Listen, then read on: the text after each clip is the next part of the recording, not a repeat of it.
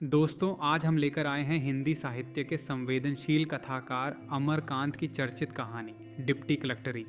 शकलदीप बाबू कहीं 1 घंटे बाद वापस लौटे। घर में प्रवेश करने के पूर्व उन्होंने ओसारे के कमरे में झांका। कोई भी मुवक्किल नहीं था और मुहर्रिर साहब भी गायब थे।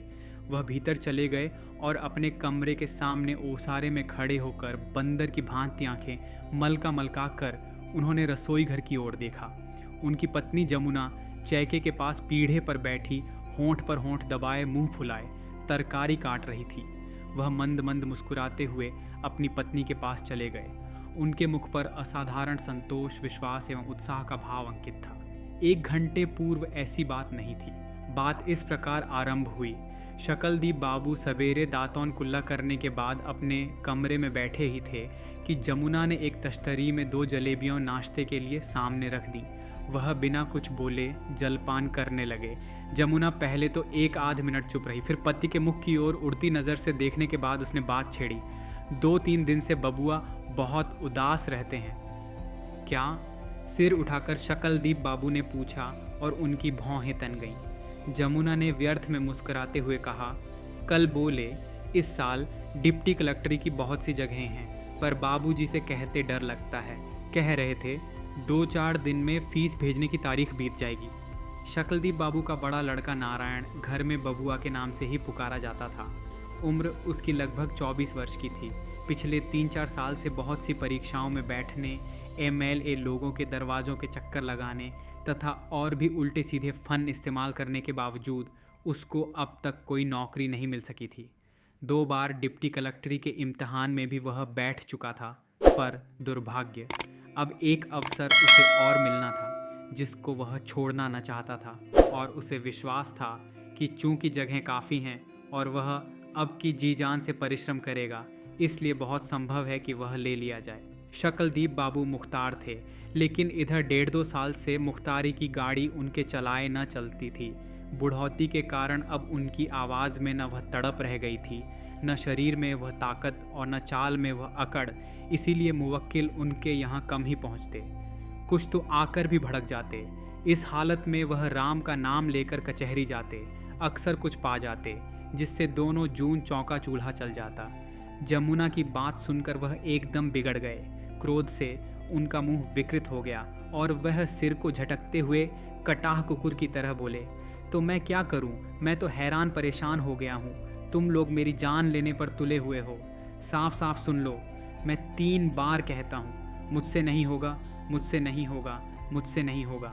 जमुना कुछ न बोली, क्योंकि वह जानती थी कि पति का क्रोध करना स्वाभाविक है। शकलदीप बाबू 1-2 क्षण चुप रहे, फिर दाएं हाथ को ऊपर नीचे नचाते हुए बोले, फिर इसकी गारंटी ही क्या है कि इस दफ़े बाबू साहब ले ही लिए जाएंगे? मामूली A0G ऑफिस की क्लर्की में तो पूछे नहीं गए, डिप्टी कलेक्टरी में कौन पूछेगा? आप में क्या खूबी है साहब कि आप डिप्टी कलेक्टर हो ही जाएंगे। 3rd क्लास BO0 आप हैं।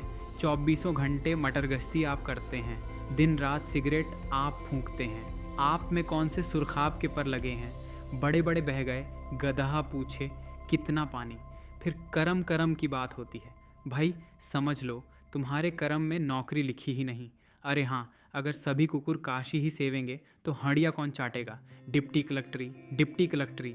सच पूछो तो डिप्टी कलेक्टरी नाम से मुझे घृणा हो गई है। और होंठ बिछक गए।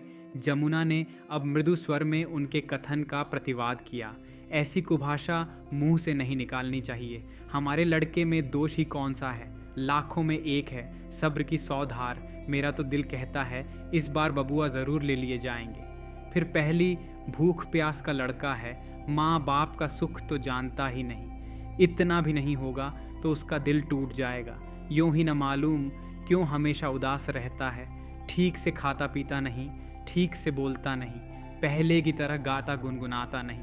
न मालूम मेरे लाडले को क्या हो गया है। अंत में उसका गला भर आया और वह दूसरी ओर मुंह करके आंखों में आए आंसुओं को रोकने का प्रयास करने लगी। जमुना को रोते हुए देखकर शकलदीप बाबू आपे से बाहर हो गए। क्रोध तथा व्यंग से मुंह चिढ़ाते हुए बोले, लड़का है तो लेकर चाटो। सारी खुराफात की जड़ तुम ही हो और कोई नहीं। तुम मुझे जिंदा रहने देना नहीं चाहती। जिस दिन मेरी जान निकलेगी तुम्हारी छाती ठंडी होगी। वह हाँफने लगे। उन्होंने जमुना पर निर्दयतापूर्वक ऐसा जबरदस्त आरोप किया था जिसे वह सह न सकी। रोती हुई बोली, अच्छी बात है, अगर मैं सारी खुराफात की जड़ हूँ तो मैं कमीनी की बच्ची जो आज से कोई बात। रुलाई के मारे वह आगे न बोल सकी और तेजी से कमरे से बाहर निकल गई। शकलदीप बाबू कुछ नहीं बोले, बल्कि वहीं बैठे रहे। मुंह उनका तना हुआ था और गर्दन टेढ़ी हो गई थी। एक आध मिनट तक उसी तरह बैठे रहने के पश्चात वह जमीन पर पड़े अखबार के एक फटे पुराने टुकड़े को उठाकर इस तल्लीनता से पढ़ने लगे जैसे कुछ भी न हुआ हो। लगभग 15-20 मिनट तक वह उसी तरह पढ़ते रहे। फिर अचानक उठ खड़े हुए। उन्होंने लुंगी की तरह लिपटी धोती को खोलकर ठीक से पहन लिया और ऊपर से अपना पारसी कोट डाल लिया जो कुछ मैला हो गया था और जिसमें 2 चिप्पयाँ लगी थीं, और पुराना पंप शू पहन हाथ में छड़ी ले 1-2 बार खांसकर बाहर निकल गए। पति की बात से जमुना के हृदय को गहरा आघात पहुंचा था। शकलदीप बाबू को बाहर जाते हुए उसने देखा, पर वह कुछ नहीं बोली। वह मुंह फुलाए चुपचाप घर के अटरम सटरम काम करती रही और 1 घंटे बाद भी जब शकलदीप बाबू बाहर से लौट उसके पास आकर खड़े हुए, तब भी वह कुछ न बोली, चुपचाप तरकारी काटती रही। शकलदीप बाबू ने खांस कर कहा, सुनती हो, यह 150 रुपये रख लो, करीब 100 रुपये बबुआ की फीस में लगेंगे और 50 रुपये अलग रख देना, कोई और काम आ पड़े। जमुना ने हाथ बढ़ाकर रुपए तो अवश्य ले लिए, पर अब भी कुछ नहीं बोली। लेकिन शकलदीप बाबू अत्यधिक प्रसन्न थे और उन्होंने उत्साहपूर्ण आवाज़ में कहा, 100 रुपये बबुआ को दे देना, आज ही फीस भेज दें। होंगे, ज़रूर होंगे, बबुआ डिप्टी कलेक्टर अवश्य होंगे, कोई कारण ही नहीं कि वह न लिए जाए। लड़के के जहन में कोई खराबी थोड़े है। राम राम, नहीं, चिंता की कोई बात नहीं। नारायण जी, इस बार भगवान की कृपा से डिप्टी कलेक्टर अवश्य होंगे। जमुना अब भी चुप रही और रुपयों को ट्रंक में रखने के लिए उठकर अपने कमरे में चली गई। शकलदीप बाबू अपने कमरे की ओर लौट पड़े, पर कुछ दूर जाकर फिर घूम पड़े और जिस कमरे में जमुना गई थी उसके दरवाजे के सामने आकर खड़े हो गए और जमुना को ट्रंक में रुपए बंद करते हुए देखते रहे। फिर बोले, गलती किसी की नहीं, सारा दोष तो मेरा है। देखो ना, मैं बाप होकर कहता हूँ कि लड़का नाकाबिल है। नहीं नहीं, सारी खुराफात की जड़ मैं ही हूँ और कोई नहीं। 1-2 क्षण वह खड़े रहे, लेकिन तब भी जमुना ने कोई उत्तर नहीं दिया तो कमरे में जाकर वह अपने कपड़े उतारने लगे। नारायण ने उसी दिन डिप्टी कलेक्टरी की फीस तथा फार्म भेज दिए। दूसरे दिन आदत के खिलाफ प्रातःकाल ही शकलदीप बाबू की नींद उचट गई। वे हड़बड़ाकर आंखें मलते हुए उठ खड़े हुए और बाहर ओसारे में आकर चारों ओर देखने लगे। घर के सभी लोग निद्रा में निमग्न थे। सोए हुए लोगों की सांसों की आवाज़ और मच्छरों की भन भन सुनाई दे रही थी। चारों ओर अंधेरा था, लेकिन बाहर के कमरे से धीमी रोशनी आ रही थी। शकलदीप बाबू चौंक पड़े और पैरों को दबाए कमरे की ओर बढ़े। उनकी उम्र 50 के ऊपर होगी। वह गोरे, नाटे और दुबले पतले थे। उनके मुख पर अनगिनत रेखाओं का जाल बुना था और उनकी बाहों तथा गर्दन पर चमड़े झूल रहे थे। दरवाजे के पास पहुंचकर उन्होंने पंजे के बल खड़े हो होंठ दबाकर कमरे के अंदर झांका। उनका लड़का नारायण मेज पर रखी लालटेन के सामने सिर झुकाए ध्यानपूर्वक कुछ पढ़ रहा था। शकलदीप बाबू कुछ देर तक आंखों को साश्चर्य फैलाकर अपने लड़के को देखते रहे, जैसे किसी आनंददायी रहस्य का उन्होंने अचानक पता लगा लिया हो। फिर वह चुपचाप धीरे से पीछे हट गए और वहीं खड़े होकर ज़रा मुस्कुराए और फिर दबे पांव धीरे धीरे वापस लौटे और अपने कमरे के सामने ओसारे के किनारे खड़े होकर आसमान को उत्सुकतापूर्वक निहारने लगे। उनकी आदत 6-6:30 बजे से पहले उठने की नहीं थी, लेकिन आज उठ गए थे तो मन अप्रसन्न नहीं हुआ। आसमान में तारे अब भी चटक दिखाई दे रहे थे और बाहर के पेड़ों को हिलाती हुई और खपड़े को स्पर्श करके आंगन में न मालूम किस दिशा से आती जाती हवा उनको आनंदित एवं उत्साहित कर रही थी। वह पुनः मुस्करा पड़े और उन्होंने धीरे से फुसफुसाया, चलो अच्छा ही है। और अचानक उनमें न मालूम कहाँ का उत्साह आ गया। उन्होंने उसी समय ही दातौन करना शुरू कर दिया। इन कार्यों से निपटने के बाद भी अंधेरा ही रहा तो बाल्टी में पानी भरा और उसे गुसलखाने में ले जाकर स्नान करने लगे। स्नान से निवृत्त होकर जब वह बाहर निकले तो उनके शरीर में एक अपूर्व ताजगी तथा मन में एक अवर्णनीय उत्साह था। यद्यपि उन्होंने अपने सभी कार्य चुपचाप करने की कोशिश की थी तो भी देह दुर्बल होने के कारण कुछ खटपट हो गई, जिसके परिणाम स्वरूप उनकी पत्नी की नींद खुल गई। जमुना को तो पहले चोर वोर का संदेह हुआ, लेकिन उसने झटपट आकर जब देखा तो आश्चर्यचकित हो गई। शकलदीप बाबू आंगन में खड़े खड़े आकाश को निहार रहे थे। जमुना ने चिंतातुर स्वर में कहा, इतनी जल्दी स्नान की जरूरत क्या थी? इतना सवेरे तो कभी भी नहीं उठा जाया जाता था, कुछ हो हवा गया तो। शकलदीप बाबू झेंप गए, झूठी हंसी हंसते हुए बोले, धीरे धीरे बोलो भाई, बबुआ पढ़ रहे हैं। जमुना बिगड़ गई, धीरे धीरे क्यों बोलूं? इसी लक्षण से परसाल बीमार पड़ जाया गया था। शकलदीप बाबू को आशंका हुई कि इस तरह बातचीत करने से तकरार बढ़ जाएगा, शोर शराबा होगा, इसलिए उन्होंने पत्नी की बात का कोई उत्तर नहीं दिया। वह पीछे घूम पड़े और अपने कमरे में आकर लालटेन जलाकर चुपचाप रामायण का पाठ करने लगे। पूजा समाप्त करके जब वह उठे तो उजाला हो गया था। वह कमरे से बाहर निकल आए। घर के बड़े लोग तो जाग गए थे पर बच्चे अभी तक सोए थे। जमुना भंडार घर में कुछ खटर पटर कर रही थी। शकलदीप बाबू ताड़ गए और वह भंडार घर के दरवाजे के सामने खड़े हो गए और कमर पर दोनों हाथ रखकर कुतूहल के साथ अपनी पत्नी को कुंडे में से चावल निकालते हुए देखते रहे। कुछ देर बाद उन्होंने प्रश्न किया, नारायण की अम्मा, आजकल तुम्हारा पूजा पाठ नहीं होता क्या? और झेंप कर वह मुस्कुराए। शकलदीप बाबू इसके पूर्व सदा राधा स्वामियों पर बिगड़ते थे और मौका बेमौका उनकी कड़ी आलोचना भी करते थे। इसको लेकर औरतों में कभी कभी रोना पीटना तक भी हो जाता था। इसीलिए आज भी जब शकलदीप बाबू ने पूजा पाठ की बात की तो जमुना ने समझा कि वह व्यंग कर रहे हैं। उसने भी प्रत्युत्तर दिया, हम लोगों को पूजा पाठ से क्या मतलब, हमको तो नरक में ही जाना है, जिनको सरक जाना हो वह करे। लो बिगड़ गई। शकलदीप बाबू मंद मंद मुस्कराते हुए झट से बोले, अरे मैं मजाक थोड़े कर रहा था, मैं बड़ी गलती पर था। राधा स्वामी तो बड़े प्रभावशाली देवता हैं। जमुना को राधा स्वामी को देवता कहना बहुत बुरा लगा और वह तिनक कर बोली, राधा स्वामी को देवता कहते हैं? वह तो परमपिता परमेश्वर हैं, उनका लोक सबसे ऊपर है, उसके नीचे ही ब्रह्मा, विष्णु और महेश के लोक आते हैं। ठीक है, लेकिन कुछ पूजा पाठ भी करोगी? सुनते हैं सच्चे मन से राधा स्वामी की पूजा करने से सभी मनोरथ सिद्ध हो जाते हैं। शकलदीप बाबू उत्तर देकर कांपते होंठों में मुस्कुराने लगे। जमुना ने पुनः भूल सुधार किया, इसमें दिखाना थोड़े होता है, मन में नाम ले लिया जाता है, सभी मनोरथ बन जाते हैं और मरने के बाद आत्मा परमपिता में मिल जाती है, फिर 84 नहीं भुगतना पड़ता। शकलदीप बाबू ने सोत्साह कहा, ठीक है, बहुत अच्छी बात है, ज़रा और सवेरे उठकर नाम ले लिया करो। सुबह नहाने से तबीयत दिन भर साफ रहती है। कल से तुम भी शुरू कर दो। मैं तो अभागा था कि मेरी आंखें आज तक बंद रहीं। खैर कोई बात नहीं, अब भी कुछ नहीं बिगड़ा है, कल से तुम भी सवेरे 4 बजे उठ जाना। उनको भय हुआ कि जमुना कहीं उनके प्रस्ताव का विरोध न करे, इसलिए इतना कहने के बाद वह पीछे घूमकर खिसक गए। लेकिन अचानक कुछ याद करके वह लौट पड़े। पास आकर उन्होंने पत्नी से मुस्कुराते हुए पूछा, बबुआ के लिए नाश्ते का इंतज़ाम क्या करोगी? जो रोज़ होता है वहीं होगा, और क्या होगा? उदासीनतापूर्वक जमुना ने उत्तर दिया।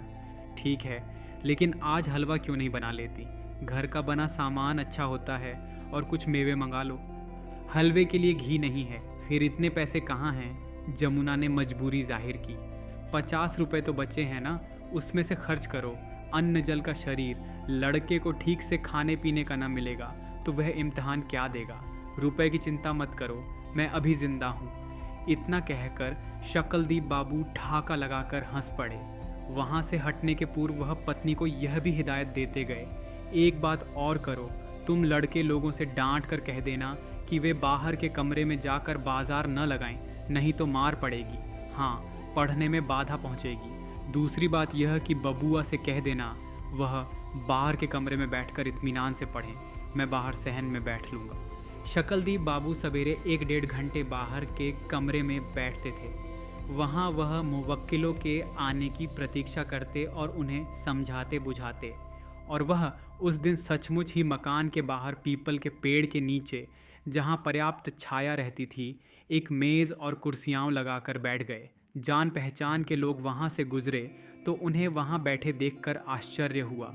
जब सड़क से गुजरते हुए बब्बनलाल पेशकार ने उनसे पूछा कि भाई साहब आज क्या बात है, तो उन्होंने ज़ोर से चिल्लाकर कहा कि भीतर बड़ी गर्मी है। और उन्होंने जोकर की तरह मुंह बना दिया और अंत में ठहाका मारकर हंस पड़े, जैसे कोई बहुत बड़ा मजाक कर दिया हो। शाम को जहाँ रोज़ वह पहले ही कचहरी से आ जाते थे, उस दिन देर से लौटे।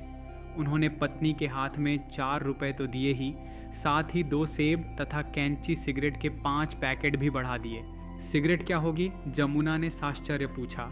तुम्हारे लिए है, शकलदीप बाबू ने धीरे से कहा और दूसरी ओर देखकर मुस्कुराने लगे, लेकिन उनका चेहरा शर्म से कुछ तमतमा गया। जमुना ने माथे पर की साड़ी को नीचे खींचते हुए कहा, कभी सिगरेट पी भी है कि आज ही पीऊंगी? इस उम्र में मजाक करते लाज नहीं आती? शकलदीप बाबू कुछ बोले नहीं और थोड़ा मुस्कुराकर इधर उधर देखने लगे। फिर गंभीर होकर उन्होंने दूसरी ओर देखते हुए धीरे से कहा, बबुआ को दे देना। और वह तुरंत वहाँ से चलते बने। जमुना भौचक होकर कुछ देर उनको देखती रही, क्योंकि आज के पूर्व तो वह यही देखती आ रही थी कि नारायण के धूम्रपान के वह सख्त खिलाफ रहे हैं और इसको लेकर कई बार लड़के को डांट डपट चुके हैं। उसकी समझ में कुछ न आया तो वह यह कहकर मुस्करा पड़ी कि बुद्धि सठिया गई है। नारायण दिन भर पढ़ने लिखने के बाद टहलने गया हुआ था। शकलदीप बाबू जल्दी से कपड़े बदलकर हाथ में झाड़ू ले बाहर के कमरे में जा पहुँचे। उन्होंने धीरे धीरे कमरे को अच्छी तरह झाड़ा बुहारा। इसके बाद नारायण की मेज़ को साफ किया तथा मेज पोश को ज़ोर ज़ोर से कई बार झाड़ फटक कर सफाई के साथ उस पर बिछा दिया। अंत में नारायण की चारपाई पर पड़े बिछौने को खोलकर उसमें की एक एक चीज़ को झाड़ फटकार कर यत्नपूर्वक बिछाने लगे। इतने में जमुना ने आकर देखा तो मृदु स्वर में कहा, कचहरी से आने पर यही काम रह गया है क्या? बिछौना रोज़ बिछी जाता है और कमरे की मेहरिन सफाई कर ही देती है। अच्छा ठीक है, मैं अपनी तबीयत से कर रहा हूँ, कोई ज़बरदस्ती थोड़ी है। शकलदीप बाबू के मुख पर हल्के झेप का भाव अंकित हो गया था और वह अपनी पत्नी की ओर न देखते हुए ऐसी आवाज़ में बोले जैसे उन्होंने अचानक यह कार्य आरंभ कर दिया था, और जब इतना कर ही लिया है तो बीच में छोड़ने से क्या लाभ, पूरा ही कर लें। कचहरी से आने के बाद रोज़ का उनका नियम यह था कि वह कुछ नाश्ता पानी करके चारपाई पर लेट जाते थे। उनको अक्सर नींद आ जाती थी और वह लगभग 8 बजे तक सोते रहते थे। यदि नींद न भी आती तो भी वह इसी तरह चुपचाप पड़े रहते थे। नाश्ता तैयार है, ये कहकर जमुना वहाँ से चली गई। शकलदीप बाबू कमरे को चमाचम करने, बिछौने लगाने तथा कुर्सियों को तरतीब से सजाने के पश्चात आंगन में आकर खड़े हो गए और बेमतलब ठनक कर हंसते हुए बोले, अपना काम सदा अपने हाथ से करना चाहिए, नौकरों का क्या ठिकाना। लेकिन उनकी बात पर संभवतः किसी ने ध्यान नहीं दिया और न उसका उत्तर ही। धीरे धीरे दिन बीतते गए और नारायण कठिन परिश्रम करता रहा। कुछ दिनों से शकलदीप बाबू सायंकाल घर से लगभग 1 मील की दूरी पर स्थित शिवजी के एक मंदिर में भी जाने लगे थे। वह बहुत चलता मंदिर था और उसमें भक्तजनों की बहुत भीड़ होती थी। कचहरी से आने के बाद वह नारायण के कमरे को झाड़ते बुहारते, उसका बिछौना लगाते, मेज़ कुर्सियाँ सजाते और अंत में नाश्ता करके मंदिर के लिए रवाना हो जाते। मंदिर में 1 डेढ़ घंटे तक रहते और लगभग 10 बजे घर आते। एक दिन जब वह मंदिर से लौटे तो 10:30 बज गए थे। उन्होंने दबे पांव ओसारे में पांव रखा और अपनी आदत के अनुसार कुछ देर तक मुस्कुराते हुए झांक झांक कर कोठरी में नारायण को पढ़ते हुए देखते रहे। फिर भीतर जा अपने कमरे में छड़ी रखकर नल पर हाथ पैर धोकर भोजन के लिए चैके में जाकर बैठ गए। पत्नी ने खाना परोस दिया। शकलदीप बाबू ने मुंह में कौर चुभलाते हुए पूछा, बबुआ को मेवे दे दिए थे? वह आज सायंकाल जब कचहरी से लौटे थे तो मेवे लेते आए थे। उन्होंने मेवे को पत्नी के हवाले करते हुए कहा था कि इसे सिर्फ नारायण को ही देना और किसी को नहीं। जमुना को झपकी आ रही थी लेकिन उसने पति की बात सुन ली। चौंक कर बोली, कहाँ? मेवा ट्रंक में रख दिया था, सोचा था बबुआ घूम कर आएंगे तो चुपके से दे दूंगी, पर लड़के तो दानव दूत बने हुए हैं, ओना कोना अंतरा संतरा सभी जगह पहुंच जाते हैं। टुनटुन ने कहीं से देख लिया और उसने सारा का सारा खा डाला। टुनटुन शकलदीप बाबू का सबसे छोटा 12 वर्ष का अत्यंत ही नटखट लड़का था। क्यों? शकलदीप बाबू चिल्ला पड़े। उनका मुंह खुल गया था और उनकी जीभ पर रोटी का एक छोटा टुकड़ा दृष्टिगोचर हो रहा था। जमुना कुछ न बोली। अब शकलदीप बाबू ने गुस्से में पत्नी को मुंह चिढ़ाते हुए कहा, खा गया, खा गया। तुम क्यों ना खा गई? तुम लोगों के खाने के लिए ही लाता हूं ना। खा गया। जमुना भी तिनक उठी। तो क्या हो गया? कभी मेवा मिश्री फलमूल तो उनको मिलता नहीं। बेचारे खुद्दी चुन्नी जो कुछ मिलता है उसी पर सब्र बांधे रहते हैं। अपने हाथ से खरीद कर कभी कुछ दिया भी तो नहीं गया। लड़का ही तो है। मन चल गया, खा लिया। फिर मैंने उसे बहुत मारा भी। अब उसकी जान तो नहीं ले लूँगी। अच्छा तो खाओ तुम और तुम्हारे लड़के, खूब मज़े में खाओ। ऐसे खाने पर लानत है। वह गुस्से से थर थर काँपते हुए चिल्ला पड़े और फिर चौके से उठकर कमरे में चले गए।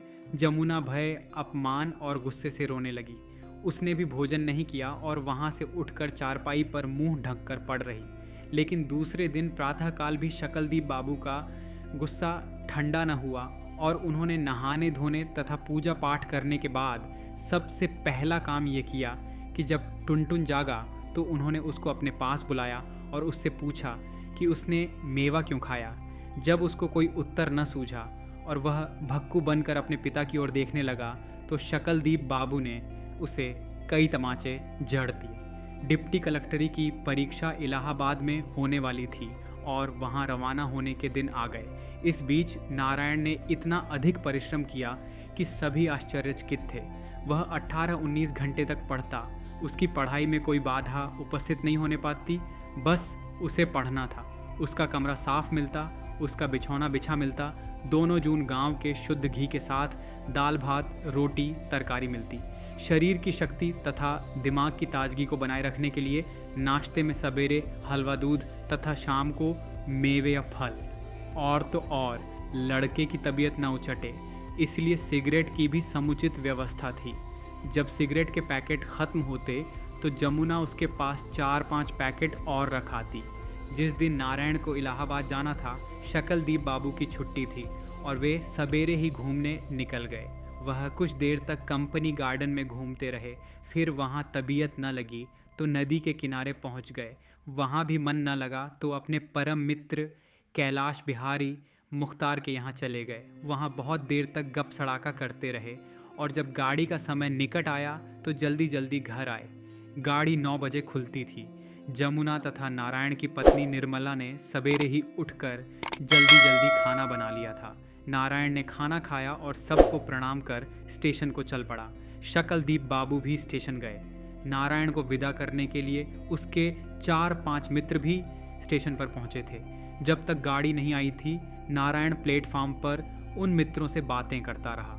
शकलदीप बाबू अलग खड़े इधर उधर इस तरह देखते रहे जैसे नारायण से उनका कोई परिचय न हो।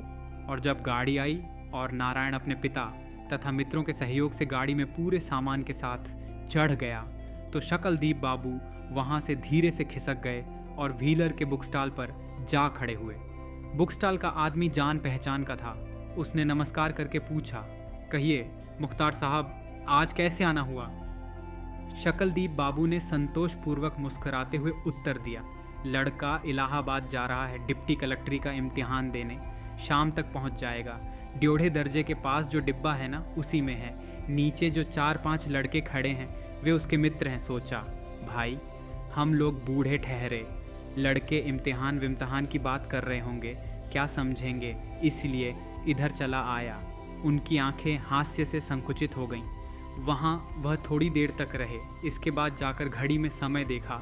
कुछ देर तक तार घर के बाहर तार बाबू को खटर पटर करते हुए निहारा और फिर वहाँ से हटकर रेलगाड़ियों के आने जाने का टाइम टेबल पढ़ने लगे। लेकिन उनका ध्यान संभवतः गाड़ी की ओर ही था, क्योंकि जब ट्रेन खुलने की घंटी बजी तो वहाँ से भागकर नारायण के मित्रों के पीछे आ खड़े हुए। नारायण ने जब उनको देखा तो उसने झटपट नीचे उतर कर पैर छुए। खुश रहो बेटा, भगवान तुम्हारी मनोकामना पूरी करे, उन्होंने लड़के से बुदबुदाकर कहा और दूसरी ओर देखने लगे। नारायण बैठ गया और अब गाड़ी खुलने ही वाली थी। अचानक शकलदीप बाबू का दाहिना हाथ अपने कोट की जेब से कोई चीज़ लगभग बाहर निकाल ली और वह कुछ आगे भी बढ़े, लेकिन फिर न मालूम क्या सोचकर रुक गए। उनका चेहरा तमतमा सा गया और जल्दीबाजी में वह इधर उधर देखने लगे। गाड़ी सीटी देकर खुल गई तो शकलदीप बाबू चैंक उठे। उन्होंने जेब से वह चीज़ निकालकर मुट्ठी में बांध ली और उसे नारायण को देने के लिए दौड़ पड़े। वह दुर्बल तथा बूढ़े आदमी थे, इसलिए उनसे तेज क्या दौड़ा जाता। वह पैरों में फुर्ती लाने के लिए अपने हाथों को इस तरह भांज रहे थे जैसे कोई रोगी मरियल लड़का अपने साथियों के बीच खेल कूद के दौरान कोई हल्की फुल्की शरारत करने के बाद तेजी से दौड़ने के लिए गर्दन को झुकाकर हाथों को चक्र की भांति घुमाता है। उनके पैर थप थप की आवाज़ के साथ प्लेटफार्म पर गिर रहे थे और उनकी हरकतों का उनके मुख पर कोई विशेष प्रभाव दृष्टिगोचर नहीं हो रहा था। बस यही मालूम होता कि वह कुछ परेशान है। प्लेटफार्म पर एकत्रित लोगों का ध्यान उनकी ओर आकर्षित हो गया।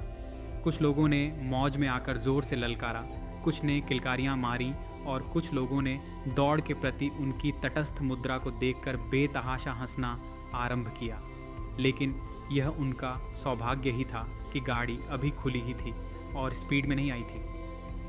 परिणाम स्वरूप उनका हास्यजनक प्रयास सफल हुआ और उन्होंने डिब्बे के सामने पहुंचकर उत्सुक तथा चिंतित मुद्रा में डिब्बे से सिर निकालकर झांकते हुए नारायण के हाथ में एक पुड़िया देते हुए कहा, बेटा इसे श्रद्धा के साथ खा लेना, भगवान शंकर का प्रसाद है। पुड़िया में कुछ बताशे थे जो उन्होंने कल शाम को शिवजी को चढ़ाए थे और जिसे पता नहीं क्यों नारायण को देना भूल गए थे। नारायण के मित्र कुतूहल से मुस्कुराते हुए उनकी ओर देख रहे थे और जब वह पास आ गए तो एक ने पूछा, बाबूजी क्या बात थी, हमसे कह देते। शकलदीप बाबू यह कहकर कि कोई बात नहीं, कुछ रुपए थे, सोचा मैं ही दे दूं, तेजी से आगे बढ़ गए। परीक्षा समाप्त होने के बाद नारायण घर वापस आ गया। उसने सचमुच पर्चे बहुत अच्छे किए थे और उसने घर वालों से साफ साफ कह दिया कि यदि कोई बेईमानी न हुई तो वह इंटरव्यू में अवश्य बुलाया जाएगा। घर वालों की बात तो दूसरी थी, लेकिन जब मोहल्ले और शहर के लोगों ने यह बात सुनी तो उन्होंने विश्वास नहीं किया। लोग व्यंग में कहने लगे, हर साल तो यही कहते हैं बच्चू, वह कोई दूसरे होते हैं जो इंटरव्यू में बुलाए जाते हैं। लेकिन बात नारायण ने झूठ नहीं कही थी, क्योंकि एक दिन उसके पास सूचना आई कि उसको इलाहाबाद में प्रादेशिक लोक सेवा आयोग के समक्ष इंटरव्यू के लिए उपस्थित होना है। ये समाचार बिजली की तरह सारे शहर में फैल गया। बहुत साल बाद इस शहर से कोई लड़का डिप्टी कलेक्टरी के इंटरव्यू के लिए बुलाया गया था। लोगों में आश्चर्य का ठिकाना न रहा। सायंकाल कचहरी से आने पर शकलदीप बाबू सीधे आंगन में जा खड़े हो गए और जोर से ठठाकर हंस पड़े। फिर कमरे में जाकर कपड़े उतारने लगे। शकलदीप बाबू ने कोट को खूंटी पर टांगते हुए लपक कर आती हुई जमुना से कहा, अब करो ना राज, हमेशा शोर मचाए रहती थी कि यह नहीं है, वह नहीं है, ये मामूली बात नहीं है कि बबुआ इंटरव्यू में बुलाए गए हैं, आया ही समझो। जब आ जाए तभी ना, जमुना ने कंजूसी से मुस्कुराते हुए कहा। शकलदीप बाबू थोड़ा हंसते हुए बोल, तुमको अब भी संदेह है? लो, मैं कहता हूँ कि बबुआ ज़रूर आएंगे, ज़रूर आएंगे। नहीं आए तो मैं अपनी मूंछ मुड़वा दूंगा। और कोई कहे या न कहे, मैं तो इस बात को पहले से ही जानता हूँ। अरे मैं ही क्यों, सारा शहर यही कहता है। अंबिका बाबू वकील मुझे बधाई देते हुए बोले, इंटरव्यू में बुलाए जाने का मतलब ये है कि अगर इंटरव्यू थोड़ा भी अच्छा हो गया तो चुनाव निश्चित है। मेरी नाक में दम था, जो भी सुनता बधाई देने चला आता। मोहल्ले के लड़के मुझे भी आकर बधाई दे गए हैं। जानकी, कमल और गौरी तो अभी अभी गए हैं। जमुना ने स्वप्निल आंखों से अपने पति को देखते हुए सूचना दी। तो तुम्हारी कोई मामूली हस्ती है? अरे तुम डिप्टी कलेक्टर की माँ हो ना जी। इतना कहकर शकलदीप बाबू ठहाका मारकर हंस पड़े। जमुना कुछ नहीं बोली, बल्कि उसने मुस्की काट कर साड़ी का पल्ला सिर के आगे थोड़ा और खींचकर मुंह टेढ़ा कर लिया। शकलदीप बाबू ने जूते निकालकर चारपाई पर बैठते हुए धीरे से कहा, अरे भाई, हमको तुमको क्या लेना है, एक कोने में पढ़कर राम नाम जपा करेंगे। लेकिन मैं तो अभी ये सोच रहा हूँ कि कुछ साल तक और मुख्तारी करूँगा। नहीं, यही ठीक रहेगा। उन्होंने गाल फुलाकर एक दो बार मूंछ पर ताव दिए। जमुना ने इसका प्रतिवाद किया। लड़का मानेगा थोड़े, खींच ले जाएगा। हमेशा यह देखकर उसकी छाती फटती रहती है कि बाबूजी इतनी मेहनत करते हैं और वह कुछ भी मदद नहीं करता। कुछ कह रहा था क्या? शकलदीप बाबू ने धीरे से पूछा और पत्नी की ओर न देखकर दरवाजे के बाहर मुंह बनाकर देखने लगे। जमुना ने आश्वासन दिया, मैं जानती नहीं क्या, उसका चेहरा बताता है। बाप को इतना काम करते देखकर उसको कुछ अच्छा थोड़े लगता है। अंत में उसने नाक सुड़क ली। नारायण 15 दिन बाद इंटरव्यू देने गया और उसने इंटरव्यू भी काफ़ी अच्छा किया। वह घर वापस आया तो उसके हृदय में अत्यधिक उत्साह था और जब उसने यह बताया कि जहां और लड़कों का 15-20 मिनट तक ही इंटरव्यू हुआ, उसका पूरे 50 मिनट तक इंटरव्यू होता रहा और उसने सभी प्रश्नों का संतोषजनक उत्तर दिए, तो अब यह सभी ने मान लिया कि नारायण का लिया जाना निश्चित है। दूसरे दिन कचहरी में फिर वकीलों और मुख्तारों ने शकलदीप बाबू को बधाइयाँ दी और विश्वास प्रकट किया कि नारायण अवश्य चुन लिया जाएगा। शकलदीप बाबू मुस्कुराकर धन्यवाद देते और लगे हाथों नारायण के व्यक्तिगत जीवन की एक दो बातें भी सुना देते और अंत में सिर को आगे बढ़ाकर फुसफुसाहट में दिल का राज प्रकट करते। आपसे कहता हूँ, पहले मेरे मन में शंका थी। शंका क्या, 16 आने शंका थी, लेकिन आप लोगों की दुआ से अब वह दूर हो गई है। जब वह घर लौटे तो नारायण, गौरी और कमल दरवाजे के सामने खड़े बातें कर रहे थे। नारायण इंटरव्यू के संबंध में ही कुछ बता रहा था। वह अपने पिताजी को आता देखकर धीरे धीरे बोलने लगा। शकलदीप बाबू चुपचाप वहां से गुजर गए, लेकिन 2-3 गज ही आगे गए होंगे कि गौरी की आवाज़ उनको सुनाई पड़ी, अरे तुम्हारा हो गया, अब तुम मौज करो। इतना सुनते कि शकलदीप बाबू घूम पड़े और लड़कों के पास आकर उन्होंने पूछा, क्या? उनकी आंखें संकुचित हो गई थीं और उनकी मुद्रा ऐसी हो गई थी जैसे किसी महफिल में ज़बरदस्ती घुसाए हों। लड़के एक दूसरे को देखकर शिष्टतापूर्वक होठों में मुस्कुराए। फिर गौरी ने अपने कथन को स्पष्ट किया, मैं कह रहा था नारायण से बाबूजी कि उनका चुना जाना निश्चित है। शकलदीप बाबू ने सड़क से गुजरती हुई एक मोटर को गौर से देखने के बाद धीरे धीरे कहा, हाँ देखिए ना, जहाँ एक से एक धुरंधर लड़के पहुँचते हैं। सबसे तो 20 मिनट ही इंटरव्यू होता है, पर इनसे पूरे 50 मिनट। अगर नहीं लेना होता तो 50 मिनट तक तंग करने की क्या ज़रूरत थी? 5-10 मिनट पूछताछ करके। गौरी ने सिर हिलाकर उनके कथन का समर्थन किया और कमल ने कहा, पहले का ज़माना होता तो कहाँ भी नहीं जा सकता, लेकिन अब तो बेईमानी उतनी नहीं होती होगी। शकलदीप बाबू ने आंखें संकुचित करके हल्की फुल्की आवाज़ में पूछा, बेईमानी नहीं होती ना? हाँ, अब उतनी नहीं होती। पहले बात दूसरी थी, वह ज़माना अब लद गया। गौरी ने उत्तर दिया। शकलदीप बाबू अचानक अपनी आवाज़ पर जोर देते हुए बोले, अरे अब कैसी बेईमानी साहब, गोली मारिए। अगर बेईमानी ही करनी होती तो इतनी देर तक इनका इंटरव्यू होता, इंटरव्यू में बुलाया ही ना होता, और बुलाते भी तो 4-5 मिनट पूछताछ करके विदा कर देते। इसका किसी ने उत्तर नहीं दिया तो वह मुस्कराते हुए घूमकर घर में चले गए। घर में पहुंचने पर जमुना से बोले, बबुआ अभी से ही किसी अफसर की तरह लगते हैं। दरवाजे पर बबुआ, गौरी और कमल बातें कर रहे हैं। मैंने दूर ही से गौर किया। जब नारायण बाबू बोलते हैं तो उनके बोलने और हाथ हिलाने से एक अजीब ही शान टपकती है। उनके दोस्तों में ऐसी बात कहाँ? आज दोपहर में मुझे कह रहे थे कि तुझे मोटर में घुमाऊंगा। जमुना ने खुशखबरी सुनाई। शकलदीप बाबू खुश होकर नाक सुड़कते हुए बोले, अरे तो उसको मोटर की कमी होगी, घूमना ना जितना चाहना। वह सहसा चुप हो गए और खोए खोए इस तरह मुस्कराने लगे जैसे कोई स्वादिष्ट चीज़ खाने के बाद मन ही मन उसका मज़ा ले रहे हों। कुछ देर बाद उन्होंने पत्नी से प्रश्न किया, क्या कह रहा था? मोटर में घुमाऊंगा? जमुना ने फिर वही बात दोहरा दी। शकलदीप बाबू ने धीरे से दोनों हाथों से ताली बजाते हुए मुस्कुराकर कहा, चलो अच्छा है। उनके मुख पर अपूर्व स्वप्निल संतोष का भाव अंकित था। 7-8 दिनों में नतीजा निकलने का अनुमान था।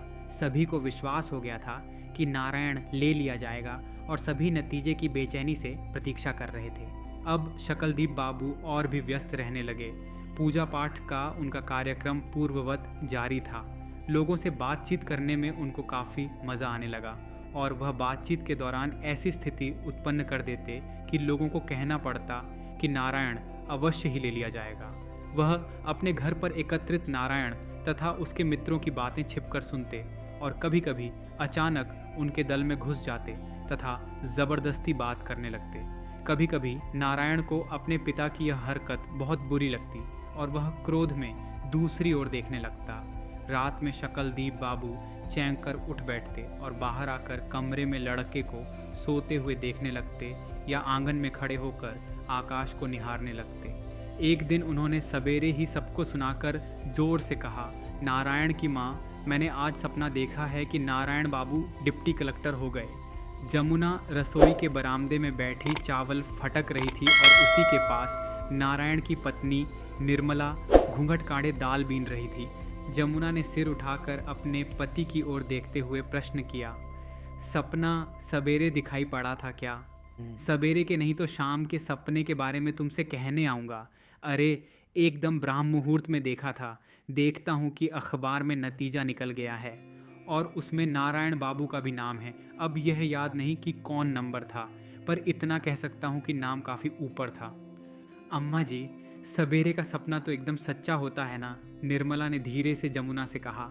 मालूम पड़ता है कि निर्मला की आवाज़ शकलदीप बाबू ने सुन ली, क्योंकि उन्होंने विहंसकर प्रश्न किया, कौन बोल रहा है? डिप्टाइन है क्या? अंत में वह ठहाका मारकर हंस पड़े। हाँ, कह रही हैं कि सवेरे का सपना सच्चा होता है। सच्चा होता ही है, जमुना ने मुस्कुराकर बताया। निर्मला शर्म से संकुचित हो गई। उसने अपने बदन को सिकोड़ तथा पीठ को नीचे झुकाकर अपने मुंह को अपने दोनों घुटनों के बीच छिपा लिया। अगले दिन भी सवेरे शकलदीप बाबू ने घर वालों को सूचना दी कि उन्होंने आज भी हूबहू वैसा ही सपना देखा है। जमुना ने अपनी नाक की ओर देखते हुए कहा, सवेरे का सपना तो हमेशा ही सच्चा होता है। जब बहू को लड़का होने वाला था, मैंने सवेरे सवेरे सपना देखा कि कोई सरक की देवी हाथ में बालक लिए आसमान से आंगन में उतर रही है। बस मैंने समझ लिया कि लड़का ही है। लड़का ही निकला। शकलदीप बाबू ने जोश में आकर कहा, और मान लो कि झूठ है तो यह सपना एक दिन दिखाई पड़ता, दूसरे दिन भी हूबहू वही सपना क्यों दिखाई देता, फिर वह भी ब्राह्म मुहूर्त में ही। बहू ने भी ऐसा ही सपना आज सवेरे देखा है। डिप्टाइन ने भी? शकलदीप बाबू ने मुस्की काटते हुए कहा। हाँ, डिप्टाइन ने ही। ठीक सवेरे उन्होंने देखा कि एक बंगले में हम लोग रह रहे हैं और हमारे दरवाजे पर मोटर खड़ी है, जमुना ने उत्तर दिया। शकलदीप बाबू खोए खोए मुस्कराते रहे, फिर बोले, अच्छी बात है, अच्छी बात है। एक दिन रात को लगभग 1 बजे शकलदीप बाबू ने उठकर पत्नी को जगाया और उसको अलग ले जाते हुए बेशर्म महाब्राह्मण की भांति हंसते हुए प्रश्न किया, कहो भाई, कुछ खाने को होगा? बहुत देर से नींद ही नहीं लग रही है, पेट कुछ मांग रहा है। पहले मैंने सोचा जाने भी दो, यह कोई खाने का समय है, पर इससे काम बनते ना दिखा तो तुमको जगाया। शाम को खाया था, सब पच गया। जमुना अचंभे के साथ आंखें फाड़ फाड़ कर अपने पति को देख रही थी। दाम्पत्य जीवन के इतने दीर्घकाल में कभी भी, यहाँ तक कि शादी के प्रारंभिक दिनों में भी, शकलदीप बाबू ने रात में उसको जगाकर कुछ खाने को नहीं मांगा था। वह झुंझला पड़ी और उसने असंतोष व्यक्त किया। ऐसा पेट तो कभी भी नहीं था। मालूम नहीं इस समय रसोई में कुछ है या नहीं। शकलदीप बाबू झेंप कर मुस्कुराने लगे। 1-2 क्षण बाद जमुना ने आंखें मलकर पूछा, बबुआ के मेवे में से थोड़ा दूं क्या? शकलदीप बाबू झट से बोले, अरे राम राम, मेवा तो तुम जानती हो मुझे बिल्कुल पसंद नहीं। जाओ तुम सो, भूख वूख थोड़े हैं, मजाक किया था। यह कहकर वह धीरे से अपने कमरे में चले गए। लेकिन वह लेटे ही थे कि जमुना कमरे में एक छिपुली में एक रोटी और गुड़ लेकर आई। शकलदीप बाबू हंसते हुए उठ बैठे। शकलदीप बाबू पूजा पाठ करते, कचहरी जाते, दुनिया भर के लोगों से दुनिया भर की बातचीत करते, इधर उधर मटर गश्ती करते और जब खाली रहते तो कुछ ना कुछ खाने को मांग बैठते। वह चटोर हो गए और उनके जब देखो भूख लग जाती। इस तरह कभी रोटी गुड़ खा लेते, कभी आलू भुनवाकर छक लेते और कभी हाथ पर चीनी लेकर फांक जाते। भोजन में भी वह परिवर्तन चाहने लगे। कभी खिचड़ी की फरमाइश कर देते, कभी सत्तू प्याज की, कभी सिर्फ रोटी दाल की, कभी मकुनी की और कभी सिर्फ दाल भात की ही। उसका समय कटता ही न था और वह समय काटना चाहते थे। इस बदपरहेजी तथा मानसिक तनाव का नतीजा यह निकला कि वह बीमार पड़ गए। उनको बुखार तथा दस्त आने लगे। उनकी बीमारी से घर के लोगों को बड़ी चिंता हुई। जमुना ने रुआंसी आवाज़ में कहा, बार बार कहती थी कि इतनी मेहनत न कीजिए, पर सुनता ही कौन है, अब भोगना पड़ा ना। पर शकलदीप बाबू पर इसका कोई असर न हुआ। उन्होंने बात उड़ा दी। अरे, मैं तो कचहरी जाने वाला था, पर यह सोचकर रुक गया कि अब मुख्तारी तो छोड़नी ही है, थोड़ा आराम कर लें। मुख्तारी जब छोड़नी होगी होगी, इस समय तो दोनों जून की रोटी दाल का इंतज़ाम करना है। जमुना ने चिंता प्रकट की। अरे, तुम कैसी बात करती हो, बीमारी हैरानी तो सबको होती है। मैं मिट्टी का ढेला तो हूँ नहीं कि गल जाऊँगा। बस एक आध दिन की बात है। अगर बीमारी सख्त होती तो मैं इस तरह टनक टनक कर बोलता। शकलदीप बाबू ने समझाया और अंत में उनके होंठों पर एक क्षीण मुस्कुराहट खेल गई। वह दिन भर बेचैन रहे, कभी लेटते, कभी उठ बैठते और कभी बाहर निकलकर टहलने लगते, लेकिन दुर्बल इतने हो गए थे कि 5-10 कदम चलते ही थक जाते और फिर कमरे में आकर लेटे रहते। करते करते शाम हुई और जब शकलदीप बाबू को यह बताया गया कि कैलाश बिहारी मुख्तार उनका समाचार लेने आए हैं, तो वह उठ बैठे और झटपट चादर ओढ़ हाथ में छड़ी ले पत्नी के लाख मना करने पर भी बाहर निकल आए। दस्त तो बंद हो गया था, पर बुखार अभी था और इतने ही समय में वह चिड़चिड़े हो गए थे। कैलाश बिहारी ने उनको देखते ही चिंतातुर स्वर में कहा, अरे, तुम कहाँ बाहर आ गए, मुझे ही भीतर बुला लेते। शकलदीप बाबू चारपाई पर बैठ गए और क्षीण हंसी हंसते हुए बोले, अरे, मुझे कुछ हुआ थोड़े हैं, सोचा आराम करने की ही आदत डालूं। यह कहकर वह अर्थपूर्ण दृष्टि से अपने मित्र को देखकर मुस्कुराने लगे। सब हालचाल पूछने के बाद कैलाश बिहारी ने प्रश्न किया, नारायण बाबू कहीं दिखाई नहीं दे रहे, कहीं घूमने गए हैं क्या? शकलदीप बाबू ने बनावटी उदासीनता प्रकट करते हुए कहा, हाँ, गए होंगे कहीं। लड़के उनको छोड़ते भी तो नहीं, कोई न कोई आकर लिवा जाता है। कैलाश बिहारी ने सराहना की, खूब हुआ साहब। मैंने भी जब इस लड़के को देखता था, दिल में सोचता था कि यह आगे चलकर कुछ न कुछ ज़रूर होगा। वह तो साहब देखने से ही पता लग जाता है। चाल में और बोलने चालने के तरीके में कुछ ऐसा है कि चलिए, हम सब इस माने में बहुत भाग्यशाली हैं। शकलदीप बाबू इधर उधर देखने के बाद सिर को आगे बढ़ाकर सलाह मशविरे की आवाज़ में बोले, अरे भाई साहब, कहाँ तक बताऊँ अपने मुंह से क्या कहना, पर ऐसा सीधा साधा लड़का तो मैंने देखा नहीं। पढ़ने लिखने का तो इतना शौक कि 24 घंटे पढ़ता रहे, मुंह खोलकर किसी से कोई भी चीज़ मांगता नहीं।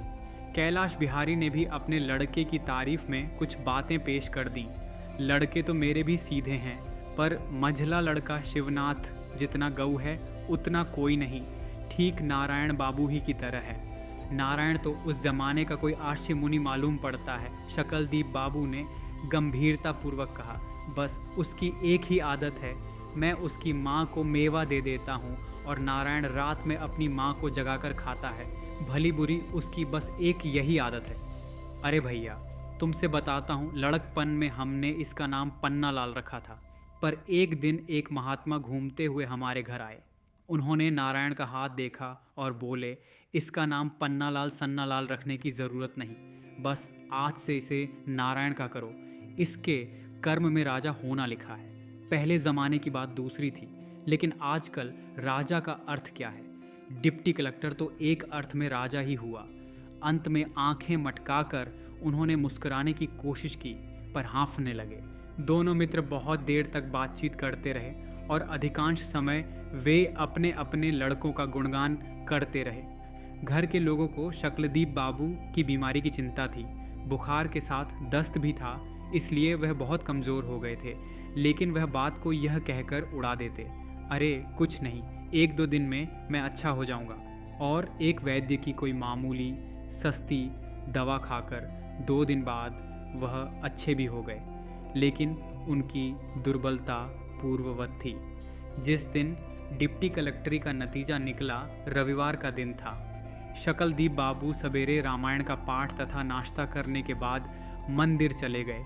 छुट्टी के दिनों में वह मंदिर पहले ही चले जाते और वहाँ 2-3 घंटे और कभी कभी तो 4-4 घंटे रह जाते।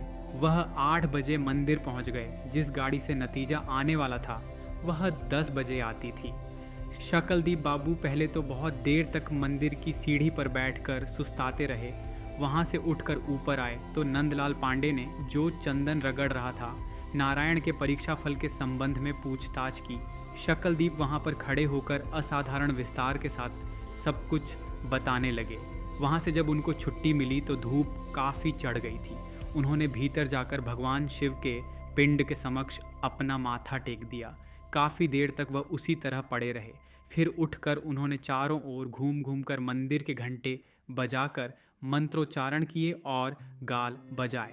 अंत में भगवान के समक्ष पूर्ण दंडवत कर बाहर निकले ही थे कि जंग बहादुर सिंह मास्टर ने शिव दर्शनार्थ मंदिर में प्रवेश किया और उन्होंने शकलदीप बाबू को देखकर आश्चर्य प्रकट किया।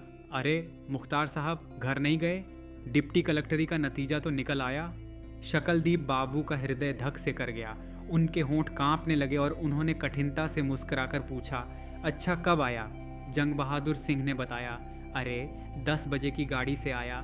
नारायण बाबू का नाम तो अवश्य है, लेकिन वह कुछ आगे न बोल सके। शकलदीप बाबू का हृदय जोरों से धक धक कर रहा था। उन्होंने अपने सूखे होंठों को जीभ से तर करते हुए अत्यंत ही धीमी आवाज में पूछा, क्या कोई खास बात है? कोई ख़ास बात नहीं है। अरे उनका नाम तो है ही, यह है कि ज़रा नीचे है। 10 लड़के ले जाएंगे, लेकिन मेरा ख्याल है कि उनका नाम 16वां 17वां पड़ेगा। लेकिन कोई चिंता की बात नहीं। कुछ लड़के को कलेक्टरी में चले जाते हैं, कुछ मेडिकल में ही नहीं आते, और इस तरह पूरी उम्मीद है कि नारायण बाबू ले ही लिए जाएंगे। शकलदीप बाबू का चेहरा फक पड़ गया। उनके पैरों में जोर नहीं था और मालूम पड़ता था कि वह गिर जाएंगे। जंग बहादुर सिंह तो मंदिर में चले गए, लेकिन वह कुछ देर तक वहीं सिर झुकाकर इस तरह खड़े रहे जैसे कोई भूली बात याद कर रहे हों। फिर वह चैंक पड़े और अचानक उन्होंने तेज़ी से चलना शुरू कर दिया। उनके मुंह से धीमे स्वर में तेज़ी से शिव शिव निकल रहा था। 8-10 गज आगे बढ़ने पर उन्होंने चाल और तेज़ कर दी, पर शीघ्र ही बेहद थक गए और एक नीम के पेड़ के नीचे खड़े होकर हाँफने लगे। 4-5 मिनट सुस्ताने के बाद उन्होंने फिर चलना शुरू कर दिया। वह छड़ी को उठाते गिराते, छाती पर सिर गाड़े तथा शिव शिव का जाप करते, हवा के हल्के झोंके से धीरे धीरे टेढ़े तिरछे उड़ने वाले सूखे पत्ते की भांति डगमग डगमग चले जा रहे थे। कुछ लोगों ने उनको नमस्ते किया तो उन्होंने देखा नहीं, और कुछ लोगों ने उनको देखकर मुस्कुराकर आपस में आलोचना प्रत्यालोचना शुरू कर दी। तब भी उन्होंने कुछ नहीं देखा। लोगों ने संतोष से, सहानुभूति से तथा अफसोस से देखा, पर उन्होंने कुछ भी ध्यान नहीं दिया। उनको बस एक ही धुन थी कि वह किसी तरह घर पहुंच जाए।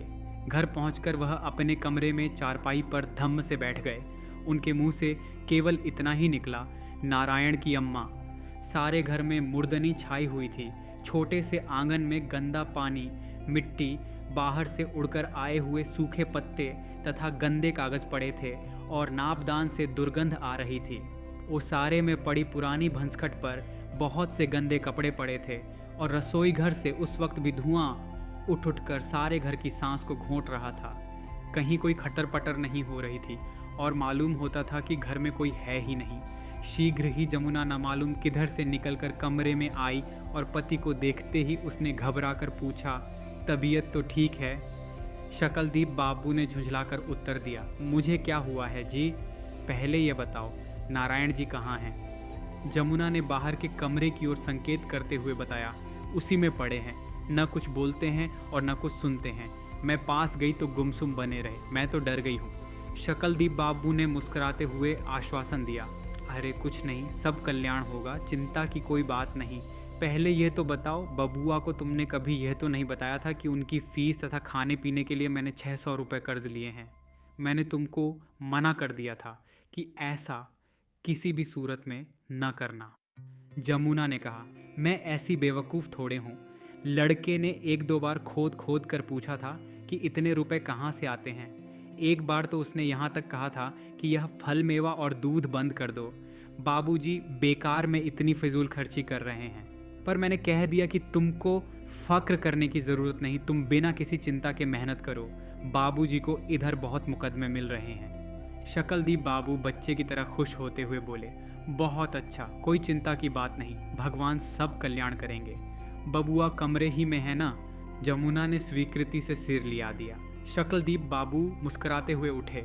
उनका चेहरा पतला पड़ गया था, आंखें धंस गई थीं और मुख पर मूंछें झाड़ू की भांति फरक रही थीं। वह जमुना से यह कहकर कि तुम अपना काम देखो, मैं अभी आया, कदम को दबाते हुए बाहर के कमरे की ओर बढ़े। उनके पैर कांप रहे थे और उनका सारा शरीर कांप रहा था। उनकी सांस गले में अटक अटक जा रही थी। उन्होंने पहले ओसारे ही में से सिर बढ़ाकर कमरे में झांका। बाहर वाला दरवाज़ा और खिड़कियाँ बंद थीं। परिणाम स्वरूप कमरे में अंधेरा था। पहले तो कुछ न दिखाई पड़ा और उनका हृदय धक धक करने लगा, लेकिन उन्होंने थोड़ा और आगे बढ़कर गौर से देखा तो चारपाई पर कोई व्यक्ति छाती पर दोनों हाथ बांधे चित्ते पड़ा था। वह नारायण ही था। वह धीरे से चोर की भांति पैरों को दबाकर कमरे के अंदर दाखिल हुए।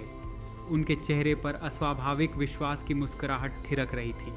वह मेज़ के पास पहुंचकर चुपचाप खड़े हो गए और अंधेरे ही में किताब उलटने पुलटने लगे। लगभग 1.5-2 मिनट तक वहीं उसी तरह खड़े रहने पर वह सराहनीय फुर्ती से घूमकर नीचे बैठक गए और खिसक कर चारपाई के पास चले गए और चारपाई के नीचे झांक झांक कर देखने लगे, जैसे कोई चीज़ खोज रहे हों।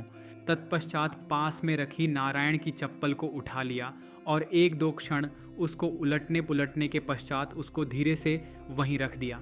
अंत में वह सांस रोककर धीरे धीरे इस तरह उठने लगे जैसे कोई चीज़ खोजने आए थे, लेकिन उसमें असफल होकर चुपचाप वापस लौट रहे हों। खड़े होते समय वह अपना सिर नारायण के मुख के निकट ले गए और उन्होंने नारायण को आंखें फाड़ फाड़ कर गौर से देखा। उसकी आंखें बंद थीं और वह चुपचाप पड़ा हुआ था, लेकिन किसी प्रकार की आहट, किसी प्रकार का शब्द नहीं सुनाई दे रहा था। शकलदीप बाबू एकदम डर गए और उन्होंने कांपते हृदय से अपना बायां कान नारायण के मुख के बिल्कुल नज़दीक कर दिया और उस समय उनकी खुशी का ठिकाना न रहा जब उन्होंने अपने लड़के की सांस को नियमित रूप से चलते पाया। वह चुपचाप जिस तरह आए थे उसी तरह बाहर निकल गए। पता नहीं कब से जमुना दरवाजे पर खड़ी चिंता के साथ भीतर झांक रही थी। उसने पति का मुंह देखा और घबराकर पूछा, क्या बात है, आप ऐसा क्यों कर रहे हैं? मुझे बड़ा डर लग रहा है। शकलदीप बाबू ने इशारे से उसको बोलने से मना किया और फिर उसको संकेत से बुलाते हुए अपने कमरे में चले गए। जमुना ने कमरे में पहुंचकर पति को चिंतित एवं उत्सुक दृष्टि से देखा। शकलदीप बाबू ने गदगद स्वर में कहा, बबुआ सो रहे हैं। वह आगे कुछ न बोल सके, उनकी आंखें भर आई थीं। वह दूसरी ओर देखने लगे। यह कहानी हमें सोचने पर मजबूर करती है कि असली सम्मान और खुशी पद प्रतिष्ठा से नहीं, बल्कि इंसानियत, समझदारी और आपसी रिश्तों की गर्मजोशी से मिलती है।